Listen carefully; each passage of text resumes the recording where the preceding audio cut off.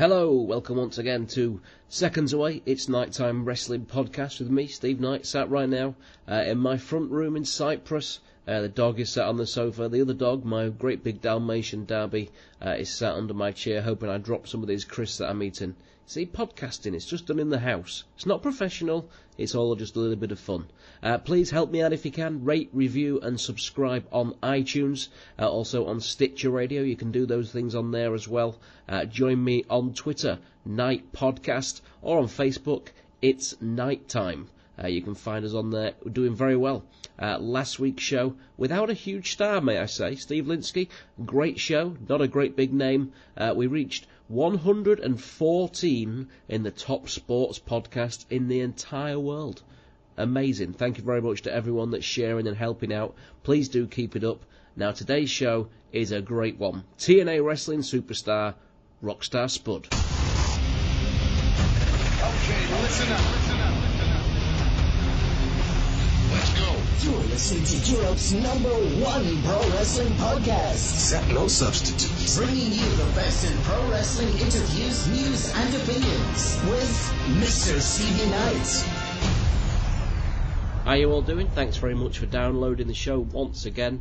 Doing very, very nicely last week's show. Very good, 114 in the world on the sports podcast. That's higher than a few of the established podcasts, higher than the official Liverpool and Chelsea football podcasts. Absolutely awesome. Thank you so much. It really is appreciated. I do not take it for granted at all. Please, though, keep spreading the word. The more we get, the more I'll be able to do for you. Maybe even 2 a week we might get up to in the end. You just never know. So many interesting people to speak to, and like I say, the names are going to vary. We might have somebody who's a real big star, and we might have somebody who's not such a big star but has got great stories to tell, and that's all that matters. Somebody that's got great stories to tell. On to this week's guest then. Pretty well known, very well known in fact.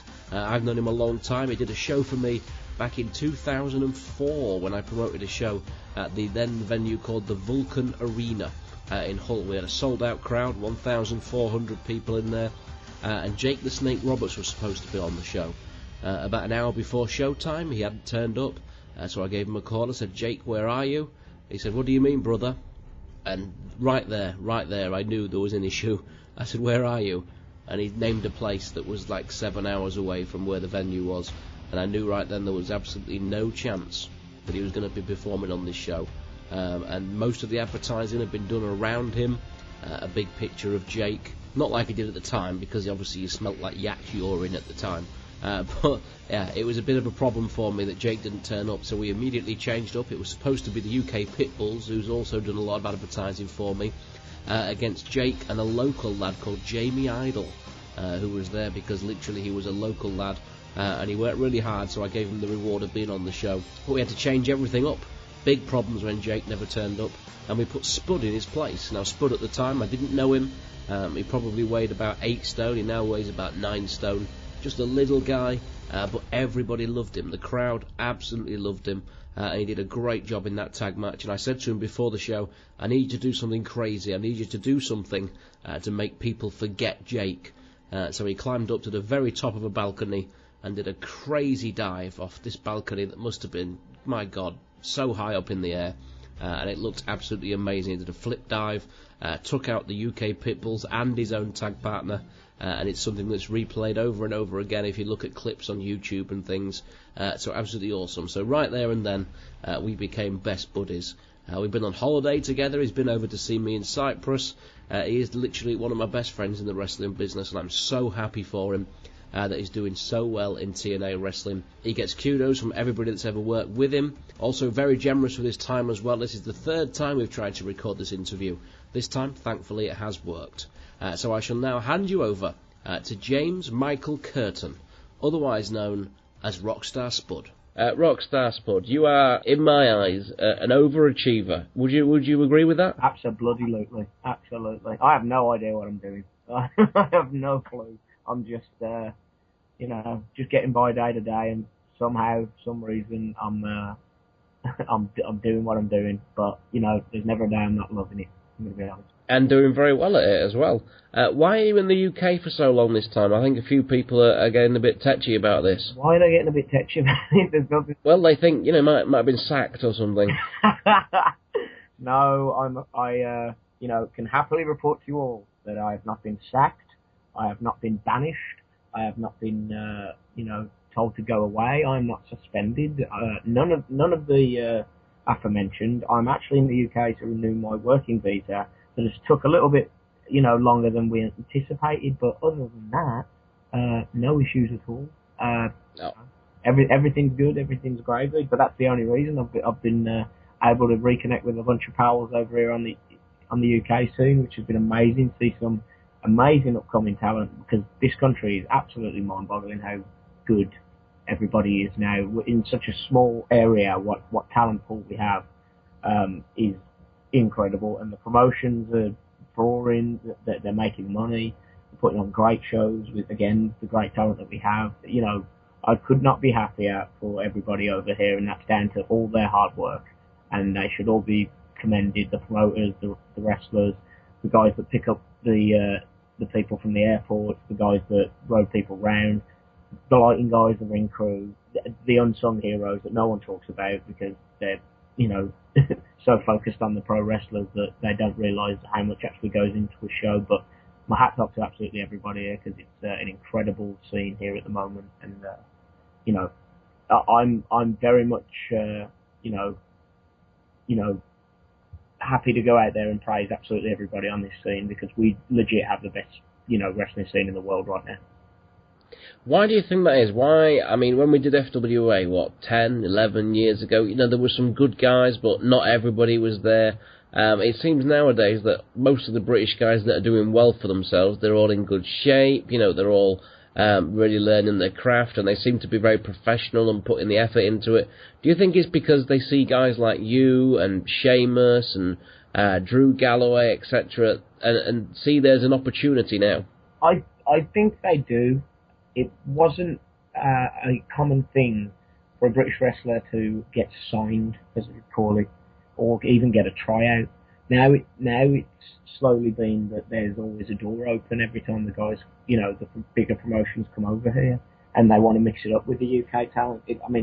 Like today, we've just announced that Impact Wrestling, when it's the UK tour at the end of January in 2016, they want to, highlight a British independent talent. So whoever that is up to the fans, which is pretty damn awesome, and it's a great opportunity to expose yourself to a bigger audience as a UK wrestler, but also at the same time expose yourself to people, in the top brass that may have never heard of you. Because when you're, running a television company, you're usually just focused on your company, and you're not really focused on what's going on outside your own bubble. So somebody might have the opportunity to open a few eyes, and good luck to them. It could be anybody. It really could, but that's down to the fans. And I implore everybody to, get your favourites, as much support as possible, and see what happens. Excellent. I've heard a lot of good things from a lot of people telling me about Will Ospreay. Apparently this guy's going to be the next big thing. The next big thing. He's honestly one of the most phenomenal young men I've ever watched. He's just an amazing athlete. Just incredible poise when he's in the ring, and people care about him, and that's what means more than anything. People care because he connects with the audience. So, but what I personally would be looking about is getting another TNA knockout. I don't think we've ever had a knockout from the United Kingdom in Impact Wrestling ever. But oh, tell a lie, there was Nikita. There was Nikita at one point. She was there for a little while. She was Winter over there, wasn't she, in TNA? Yeah. But I'd never really saw, Winter or Nikita or Kat as a sole UK lady. She was half German, wasn't she? She was, yeah, half German, yeah. So I'd be really interested to see if there's a potential knockout in the UK scene as well as some of the lads who got over here. I mean, they speak for themselves. Marty Skull, Dave Mastiff. You've got Jimmy Havoc, who I think is absolutely incredible, the stuff he's been doing, and just from where he's come from to what he used to be and what he is now, what the sort of attraction he is now. He's just an amazing performer now. It's marvellous, and you're very open with your praise, as are some of your TNA colleagues. I mean, you've had lots of nice stuff. I remember reading an article not too long ago from Vince Russo saying he'd met you in a cafe and that you were the best thing on TNA television, and Kurt Angle putting you over saying you just get the job.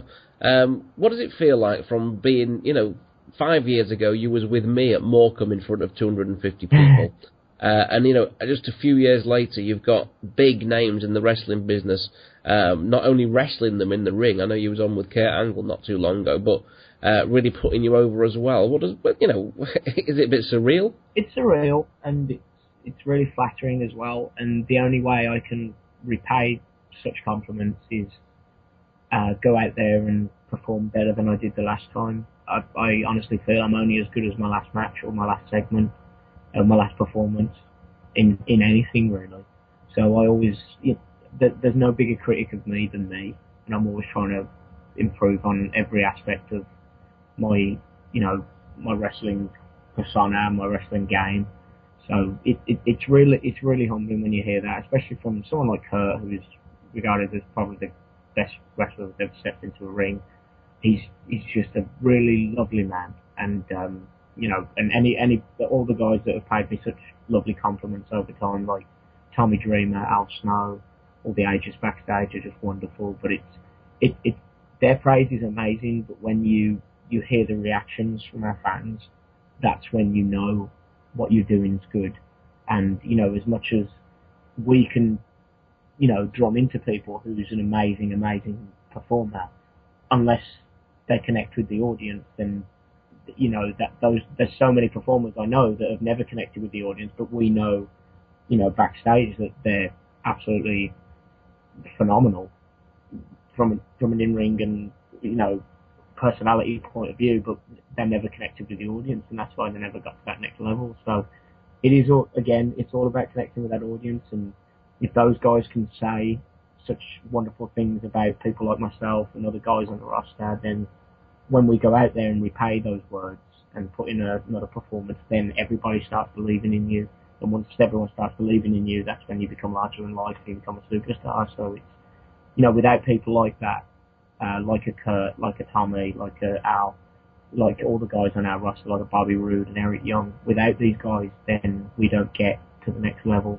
And, it's with the greatest respect that I thank all of them, because they're the ones that have paved the way, and now they're using what they've created of themselves in order to help other people, which is really cool. That's a hell of an answer. Yeah, it's pretty big, wasn't it? Sorry. That was a big answer, and very professional as well. You can see why they like to use you on these kind of things, can't you? And abuse, yes. It was amazing. That was an amazing answer. I might just that could just be the podcast right there. I have no problem talking about pro wrestling with anyone. I absolutely love it, and I could talk about it all day. It just really is the best job in the world. Right, so let's go back. Let's go back in time. When did we first meet? Can you remember? It's about you again, yeah. Yeah, it is about me once again. You listen, you just spoke for about 10 minutes about Kurt Angle, Vince Russo, Tommy Dreamer, and you never mentioned me, so let's get back to me again. Okay, fine. Sure. When did we first meet? We first met, I believe it was Morecambe, wasn't it? I think it was. I remember you were sat with Jack Storm, and I walked in and I think I just basically took the piss out of you, but you said what a nice man I was, and I remember that. And I think we've been pretty good buddies ever since then, haven't we? I think so. I must have said it with like the utmost of sarcasm, but Now. We have been buddies ever since, yeah. We have. And I've seen you go from, doing your little Power Ranger outfit that you used to wear. Remember your red Power Ranger outfit with the strange cross on the front and things like that? Yeah. I've seen you go... No idea why, but, it was there. It was just a thing, was it? Yeah, it was just needed some wrestling gear. Ooh, a cross is cool. I know you started off with Steve Logan, who you said came to the first training session, and then never saw him again. Well, it wasn't because you never saw Steve again. It was just that you never saw him again in a please teach me how to wrestle capacity, and I really wanted to, but it was just a case. I think he was just so busy with the Thai boxing, and that was his main breadwinner. That what extra time are you going to have for the wrestling, really? So. That's true. Yeah, that is true. And you started in the real kind of back end of the wrestling